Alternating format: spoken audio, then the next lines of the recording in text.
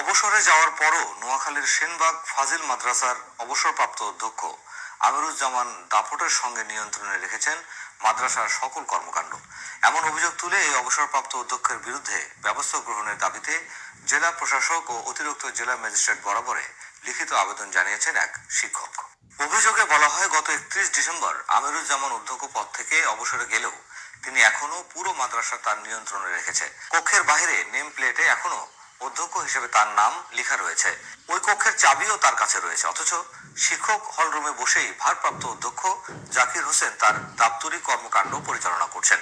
সহকারী মৌলভী ASM মঞ্জুরুল হুসাইন বলেন, অবসরপ্রাপ্ত অধ্যক্ষ আমিরুজ্জামান জমিয়তুল মোদাররেসিনের উপজেলা সভাপতির দায়িত্বে থাকায় শুধু সেনবাগ ফাজিল মাদ্রাসায় নয়, পুরো উপজেলার মাদ্রাসাগুলোতে শিক্ষক নিয়োগ সহ যাবতীয় কর্মকাণ্ড চলে তার দাপটে।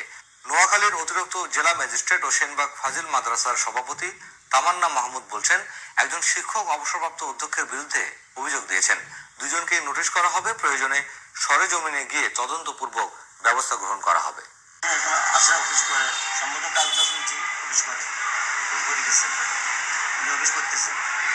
উনি যেহেতু থাকবে উনি অফিস করবে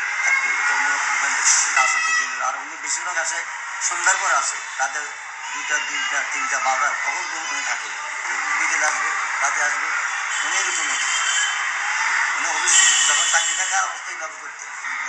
বেলা বেশি আসে বা এই বেলা বেশি আসে, রাতে সকাল কাটায় এখানে আড্ডা পাড্ডা অনেক কিছু হয়।